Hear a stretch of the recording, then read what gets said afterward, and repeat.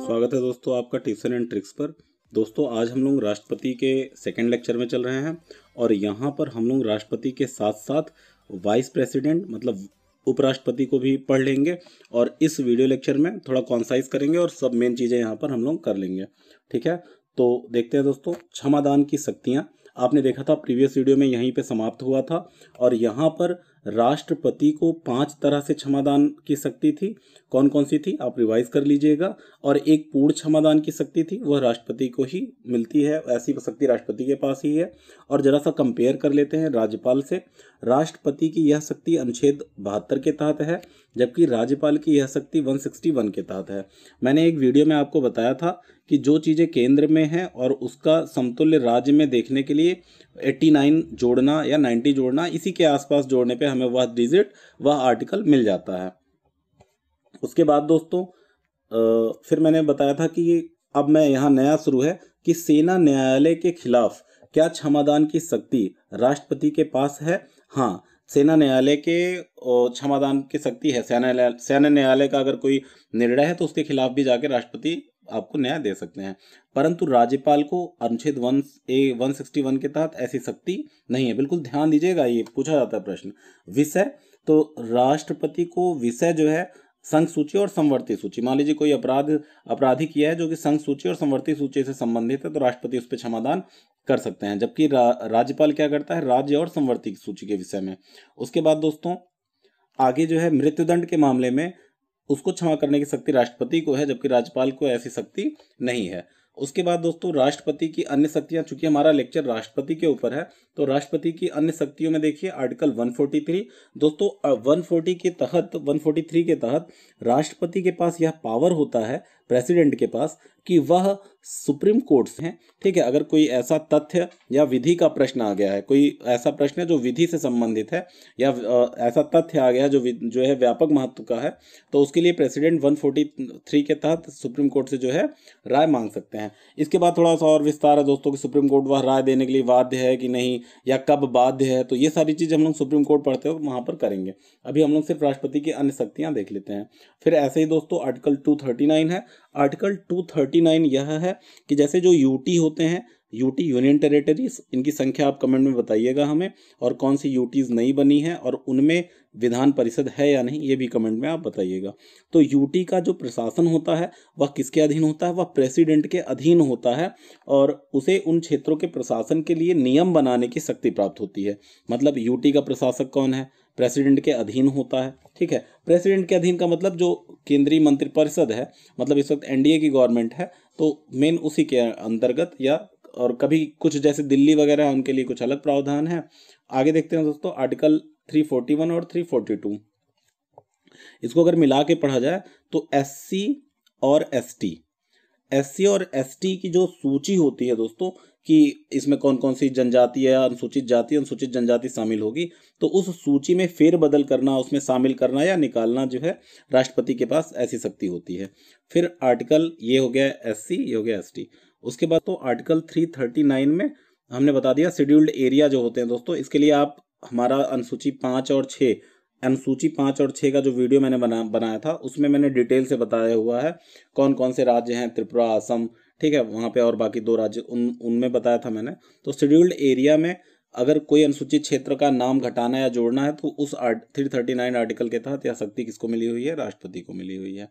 आगे दोस्तों, ठीक है दोस्तों, अध्यादेश, राष्ट्रपति की अध्यादेश जारी करने की शक्ति, और ये 123। मैंने कहा था कि 89 या 90 जोड़ दो, तो यहाँ अगर आप 90 जोड़ दीजिए तो क्या आएगा, यहाँ आ जाएगा 213, और यह होता है राज्यपाल की अध्यादेश जारी करने की शक्ति। तो चलिए शुरू करते हैं। इसमें मेन चीज जो दिखता है हमें वह दिखता है कार्यपालिका विधायिका से ज्यादा ताकतवर हो गई है अध्यादेश में, क्योंकि कार्यपालिका का मतलब क्या हुआ, कार्यपालिका का मतलब हो गया जो हमारे जो जैसे प्रधानमंत्री हो गए, पीएम हो गए, गृह मंत्री हो गए, होम मिनिस्टर हो गए, ठीक है, वित्त मंत्री हो गए, ऐसे जो मुख्य मंत्री हैं इन्होंने मिलकर एक मंत्रिमंडल बनाया हुआ है। फिर मंत्रिपरिषद थोड़ा सा और बड़ा होता है मंत्रिपरिषद, मतलब कि अगर मैं आपसे कहूं कि ये जो ग्रीन सर्किल है, ये बड़ा वाला, ये मंत्रिपरिषद है, और ये जो रेड सर्किल है यहाँ तक, यह क्या है, यह है ये भाग क्या है, यह भाग है मंत्रिपरिषद, मंत्रिमंडल। मतलब कि मंत्रिपरिषद जो है मंत्रिमंडल से बड़ा होता है, इसमें और मुख्य मुख्य लोग जो है शामिल होते हैं। तो मंत्रिपरिषद और मंत्रिमंडल ये जो चीजें होती है, ये कार्यपालिका होती हैं, सरकार जिसे हम लोग बोलते हैं वास्तविक में। तो यह विधायिका, विधायिका मतलब जो पार्लियामेंट में जो लोग चुन के बैठे गए हैं उनसे ज्यादा ताकतवर हो जाता है, क्योंकि सर पास कर दिया जाता है। मैं अध्यादेश के बारे में और चीजें आपको बताऊं, जैसे सदन में दोनों सदन यहाँ पे चल रहा है, तब तो अध्यादेश नहीं आ सकता। एक सदन ना हो या दोनों सदन ना हो तभी अध्यादेश लाया जा सकता है। तो ये चीज लिखा हुआ है, सदन के दोनों संसद के दोनों सदन ना चल रहे हों। और ये व्याख्या वाली बात यही थी, मैंने खुद को इंस्ट्रक्शन दिया था कि व्याख्या करिए, तो बात वही थी। और कब ऐसा चीज होता है कि जब राष्ट्रपति को समाधान हो जाए कि परिस्थितियां विद्यमान हो गई हैं अध्यादेश जारी करने के लिए, तो वह अध्यादेश जारी कर सकता है। उसके बाद दोस्तों अनुच्छेद 13, जिसमें आपको बताया गया है कि विधि के अंतर्गत क्या क्या चीजें शामिल होंगी, तो विधि के अंतर्गत अध्यादेश भी शामिल होता है। अर्थात कोई भी अध्यादेश ऐसा नहीं आ सकता जो फंडामेंटल राइट्स को वायलेट करे। ठीक है, अगर वायलेट करता है तो उतनी मात्रा में वह समाप्त हो जाएगा जितनी मात्रा में वायलेट करता है। उसके बाद देखते हैं दोस्तों समय सीमा क्या होती है। दोनों सदनों के पुनः सत्र में बैठने के 6 सप्ताह तक यह जीवित रहता है।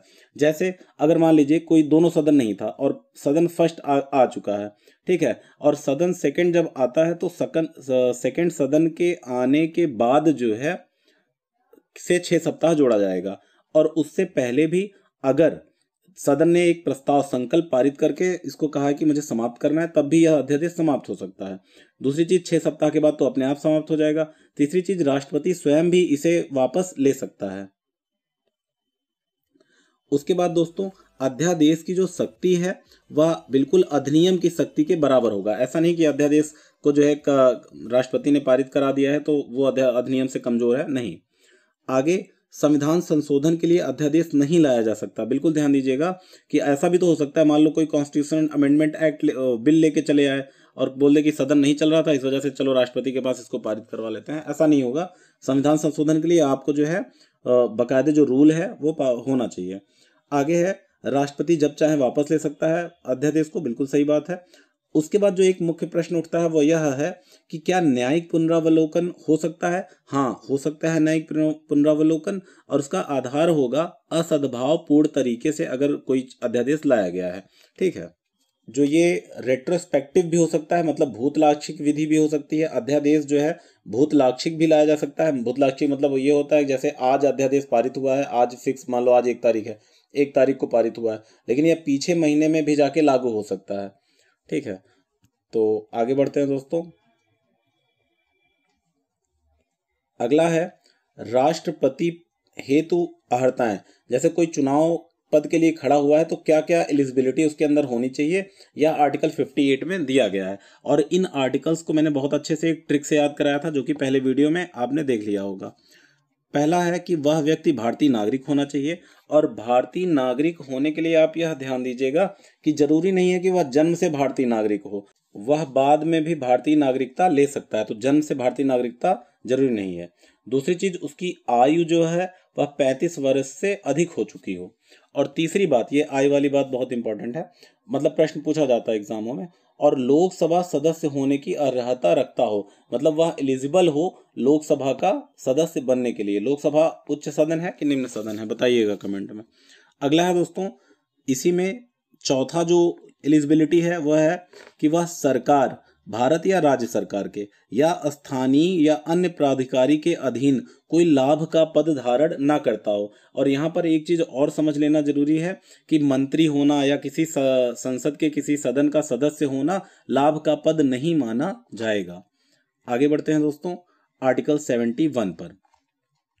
आर्टिकल 71 क्या कहता है कि राष्ट्रपति के निर्वाचन से कोई अगर विवाद जुड़ा है तो उसका निपटारा कौन करेगा, वन एंड ओनली वन, सर्वोच्च न्यायालय, सुप्रीम कोर्ट। अब ध्यान देना है, जैसे मान लीजिए कि कोई राष्ट्रपति चुना गया है ए, और बाद में जैसे मान लीजिए आज 1 तारीख को वह राष्ट्रपति चुना गया है, और 20 तारीख पहला महीना, 1 तारीख पहला महीना, कोई भी साल रहा हो, मैं समझा रहा हूँ आपको। तो अगर 20 तारीख को पता चलता है कि वह उचित नहीं था, उसका निर्वाचन अवैध था, अब उसे जो है पद पे नहीं बना रहना चाहिए, तो 1 से लेके 20 तक वह राष्ट्रपति पद पर जो कार्य किया है वह अवैध नहीं माना जाएगा। यह आर्टिकल 71(2) में लिखा गया है। आर्टिकल 71(2) कहता है पद धारण की तिथि से सर्वोच्च न्यायालय के निर्णय की तिथि के बीच का समय, यह बीच का समय को दर्शा रहा है कि राष्ट्रपति पद के शक्तियों के अंतर्गत किए गए कार्य अवैध नहीं होंगे।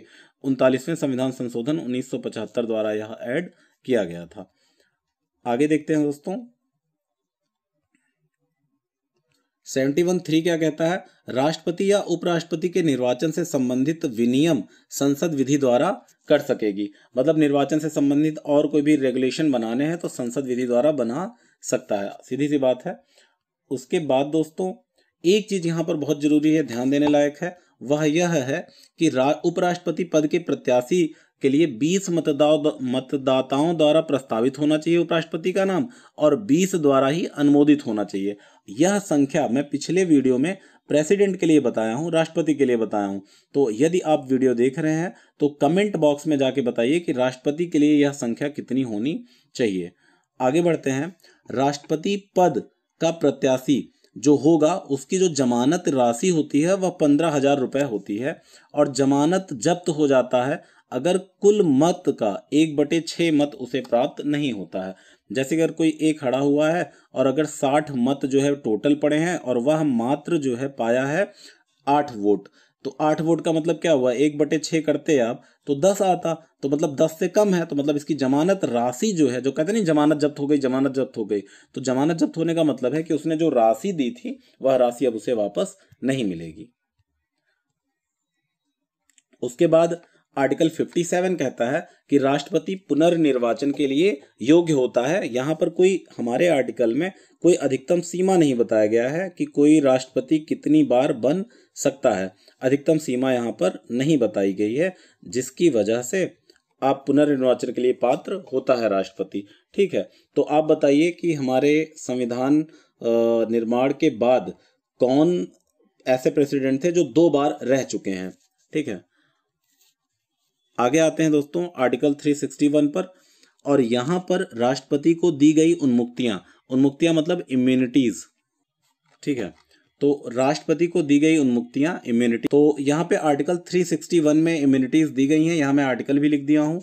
ये चीजें कुछ लोगों को दिक्कत होती है कि लक्ष्मीकांत में जो है आर्टिकल नहीं लिखा रहता है, डायरेक्ट ये चीजें लिख दी जाती हैं, तो आपको यहाँ पे आर्टिकल साथ में लिखा मिल जाएगा। तो यहाँ पे सबसे पहली बात जो लिखी गई है वह यह है कि आर्टिकल 361(1) में पहले में कहा गया है कि राष्ट्रपति तथा राज्यपाल को कानूनी कार्यवाही से व्यक्तिगत उन्मुक्ति होगी। ठीक है, कानूनी कार्यवाही से व्यक्तिगत उन्मुक्ति होगी।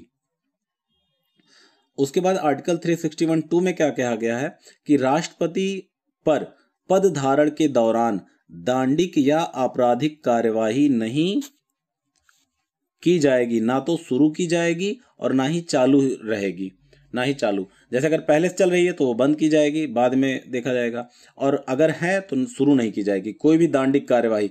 ध्यान दीजिएगा इस चीज को। और यहाँ पर व्यक्तिगत उन्मुक्ति मिली है कानूनी कार्यवाही से, लेकिन एक इसमें एक्सेप्शन है जो कि 361(4) में लिखा हुआ है, मतलब आने वाला है। उसके बाद दोस्तों आर्टिकल 361(3) में क्या लिखा गया है, किसी भी न्यायालय समझ गए, high court, supreme court, district court, मुंसिफ कोर्ट, कोई भी किसी भी न्यायालय को अधिकार नहीं होगा कि राष्ट्रपति के गिरफ्तारी का आदेश जारी करे, और कब, पद के दौरान गिरफ्तारी का आदेश जारी नहीं होता है।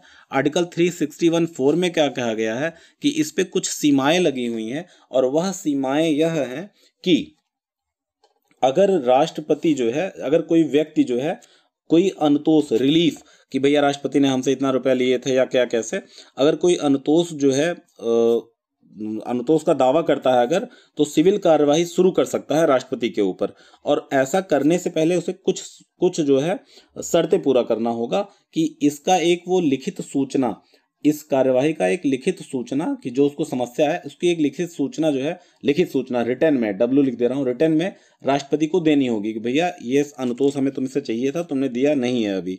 दूसरी चीज यह है कि ऐसी सूचना देने के बाद कम से कम 2 महीने का समय, तो 2 माह का समय बीत चुका हो। और तीसरा जो है, इस सूचना में जो पक्षकार हैं उसका नाम, पता और कार्यवाही की प्रकृति, और जितने अनुतोष जितना मांगा गया है अनुतोष जो मांगा गया है उसका भी पूरा विवरण होना चाहिए। ठीक है, तो ये चीज हमें ध्यान देना है। आगे बढ़ते हैं दोस्तों। अगला है आर्टिकल 56, और आर्टिकल 56 कहता है राष्ट्रपति की पदावधि, टर्म ऑफ प्रेसिडेंट, पद ग्रहण से 5 वर्ष तक सामान्यता त्याग पत्र का, अगर मान लो जैसे कि अगर 5 वर्ष से पहले त्याग पत्र दे देते हैं तो त्याग पत्र किसको देंगे? उपराष्ट्रपति को संबोधित करके। बिल्कुल ध्यान दीजिएगा, उपराष्ट्रपति को संबोधित करके त्याग पत्र दे देंगे।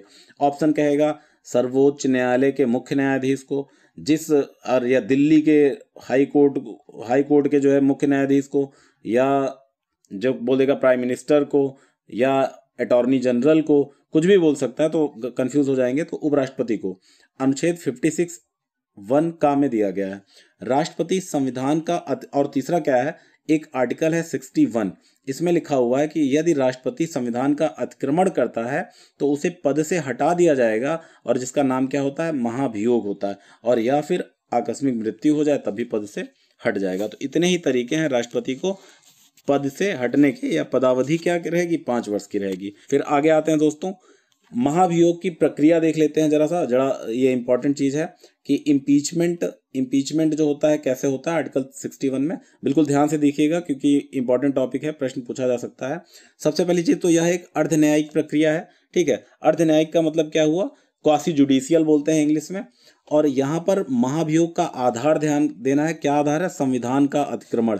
मतलब किस आधार पर राष्ट्रपति को हटाया जा सकता है? संविधान का अतिक्रमण करने पर। अब यहाँ यह भी ध्यान देना है, कोई भी सदन, चाहे वह लोकसभा हो या राज्यसभा हो, 14 दिनों की लिखित सूचना के बाद, 14 दिन की लिखित सूचना देगा, उसके बाद जो है दोस्तों वह संकल्प मतलब सदन में प्रस्तावित करेगा, और सदन जो है कुल संख्या का 1/4 वह हस्ताक्षर करेगी। सबसे पहले चीज वो जो संकल्प भेजेंगे। ठीक है, पहले तो 14 दिन पहले सूचना दे देंगे कि भैया मैं ये एक ऐसा प्रस्ताव लाने वाला हूं, और 14 दिनों बाद जब प्रस्ताव आएगा तो वहां पर जो सदन की पूरी संख्या होगी उसका 1/4 उस पर हस्ताक्षर करेगा। आगे संकल्प पारित कैसे होगा? हस्ताक्षर तो हो गया, कुल संख्या का 2/3 बहुमत उसको अगर हाँ कहता है कि भैया ठीक है ये जो आरोप लगे हैं अतिक्रमण के वो सही हैं, और उस पर यस बटन दबाता है, तो संकल्प पारित होगा अगर सदन की संख्या का 2/3। फिर भैया यहाँ से पारित होने के बाद कहाँ चला गया रिजोल्यूशन या संकल्प? दूसरे सदन में। और दूसरे सदन में दूसरा सदन जांच करेगा। दूसरा सदन क्या करेगा? जांच करेगा।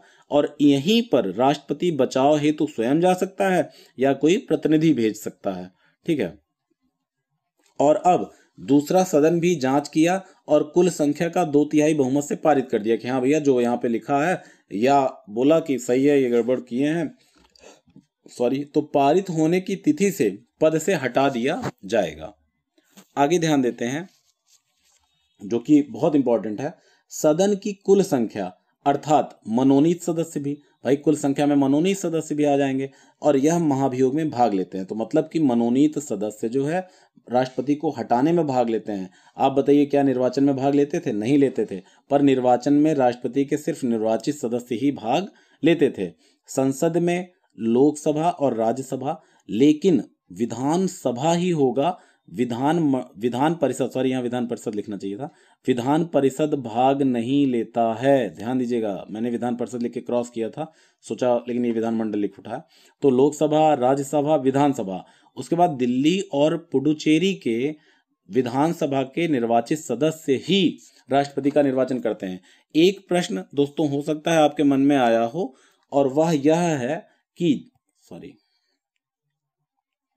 जम्मू कश्मीर में जो ये बना हुआ है यूटी, यहाँ पर भी विधानसभा है, तो क्या यहाँ के सदस्य भी राष्ट्रपति के निर्वाचन में भाग लेंगे या नहीं? तो ऐसी एक जो है आरटीआई के तहत एक किसी ने सूचना मांगा था निर्वाचन आयोग से कि क्या निर्वाचक मंडल में जम्मू कश्मीर के विधानसभा शामिल होगी या नहीं। तो निर्वाचन आयोग ने कहा था कि निर्वाचक मंडल में वही होंगे जो आर्टिकल 54 में मेंशन है, और आर्टिकल 54 में दिल्ली और पुडुचेरी मेंशन है। अर्थ इसका यह है कि अब हमें संविधान का संशोधन करना होगा, कॉन्स्टिट्यूशनल अमेंडमेंट करना होगा, और उस कॉन्स्टिट्यूशनल अमेंडमेंट से दिल्ली और पुडुचेरी के स्थान पे एक और नाम जोड़ना होगा साथ में, वह है जम्मू कश्मीर। और जब यह जुड़ेगा तब यहाँ के विधानसभा के सदस्य भी राष्ट्रपति के निर्वाचन में भाग लेंगे। ठीक है, बात समझ में आई। मतलब वर्तमान में क्या होगा, दिल्ली पुडुचेरी ही होगा। और ये चूंकि मैटर हो गया है करंट का, तो इसे आप बिल्कुल खोजते रहिएगा, खोजी प्रवृत्ति की तरह। आगे बढ़ते हैं आर्टिकल 62 पे। आर्टिकल 62 क्या कहता है कि अगर जैसे राष्ट्रपति का पद समाप्त हो जाता है, तब क्या होगा, राष्ट्रपति की जो है रिक्तता की पूर्ति है, तो राष्ट्रपति की जो पदावधि की समाप्ति से पहले ही निर्वाचन पूर्ण करा लिया जाएगा। इसमें क्या लिखा गया है कि राष्ट्रपति के पदावधि की समाप्ति से पहले ही निर्वाचन पूर्ण करा लिया जाएगा।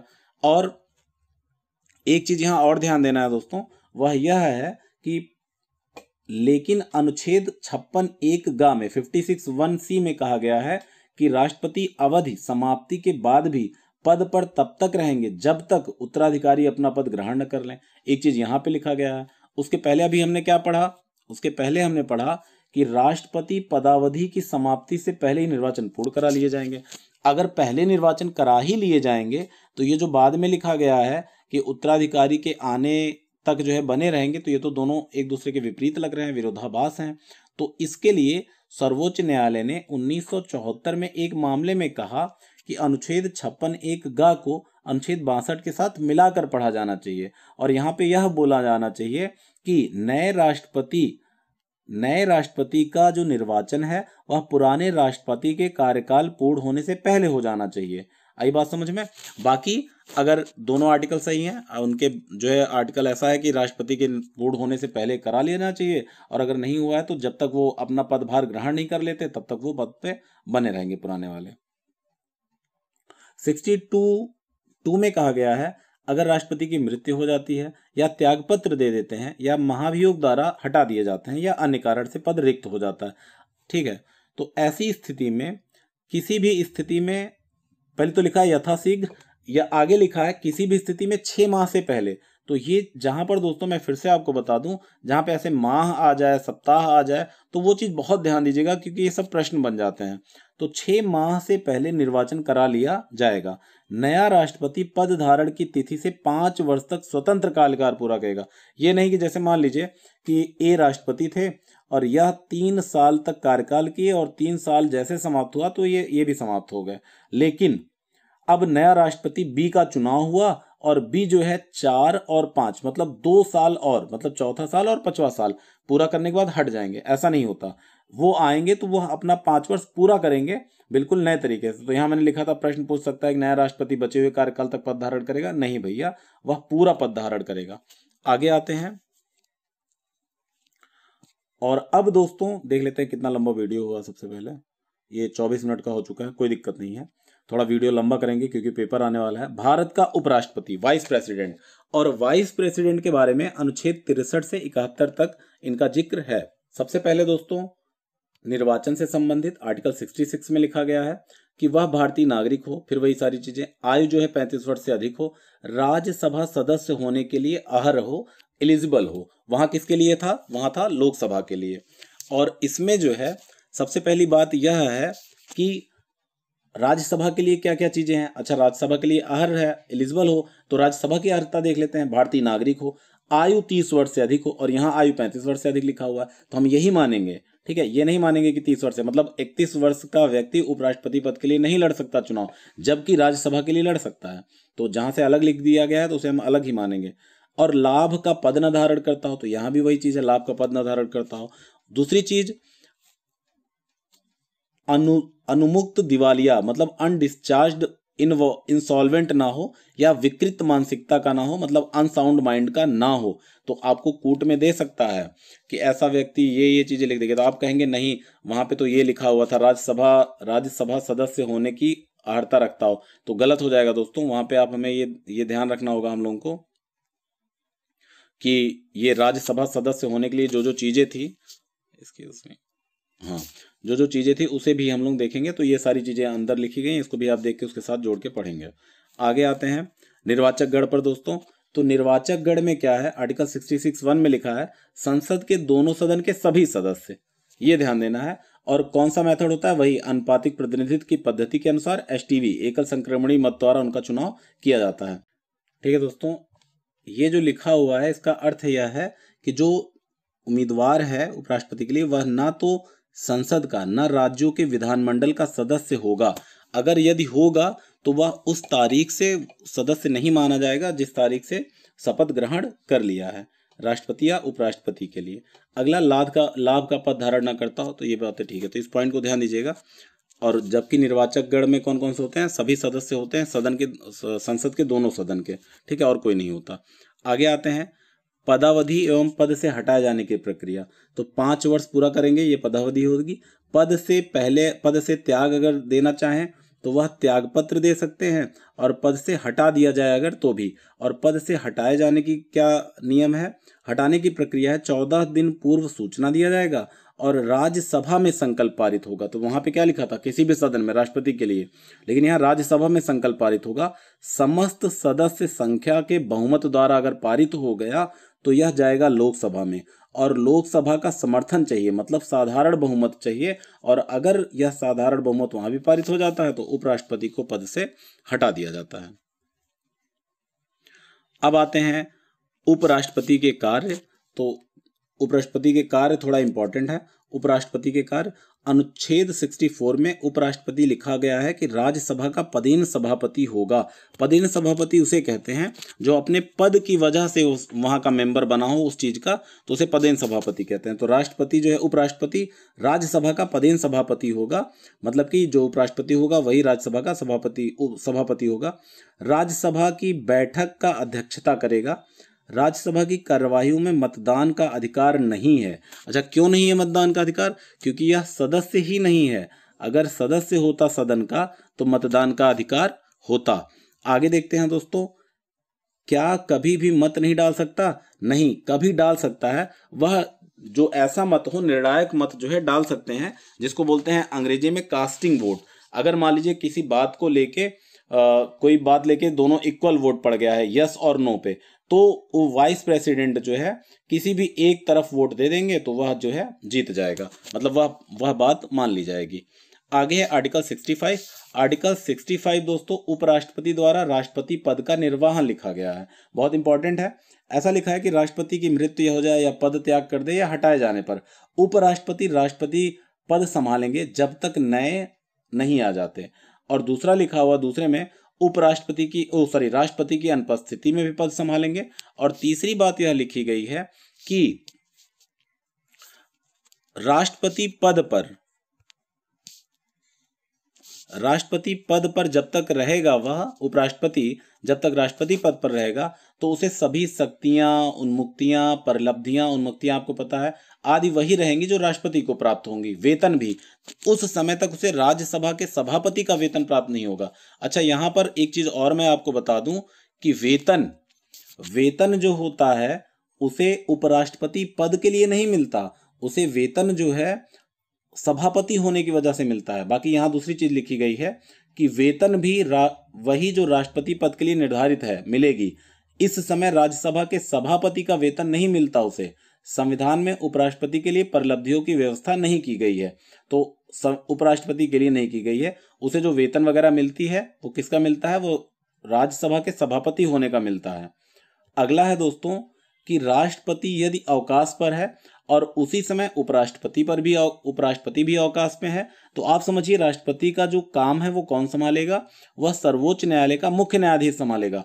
और समझिए अगर यह भी अवकाश में है तो जो उस वक्त सुप्रीम कोर्ट का जो वरिष्ठ न्यायाधीश होगा वह संभालेगा। अब ये मत कहना कि यह भी अगर उस पे हो, क्योंकि कोई ना कोई इनके बाद वरिष्ठ होगा, तो इतना ऐसा संजोग नहीं बनेगा कि सबके सब एक दिन ही अवकाश में हो जाए। उसके बाद दोस्तों उपराष्ट्रपति को अगर क्रम से याद करना हो, एडिट आ जाता है, अगर उपराष्ट्रपति को क्रम से याद करना हो तो आप कोई ट्रिक है आपके पास बताइएगा, अगर नहीं है तो मैं इसे नेक्स्ट वीडियो में आपको बता दूंगा। उपराष्ट्रपति हालांकि पहली बार सबसे पहले कौन थे, सर्वपल्ली राधाकृष्णन थे। और राधाकृष्णन जो है लगातार 2 बार चुने गए थे, 1952 से लेके 62 तक थे, मतलब 2 कार्यकाल मतलब 10 वर्ष, तो ये 10 वर्ष तक थे राधाकृष्ण। उसके बाद आप जरा सा कमेंट करिएगा कौन कौन वाइस प्रेसिडेंट था जो कि बाद में जो है प्रेसिडेंट पद पर भी निर्वाचित हुआ है। कमेंट जरूर करिएगा दोस्तों। और अगर वीडियो पसंद आया तो इस चैनल को प्लीज़ लाइक करें, शेयर करें, सब्सक्राइब करें दोस्तों। ठीक है, मिलते हैं नेक्स्ट वीडियो में। Thank you very much.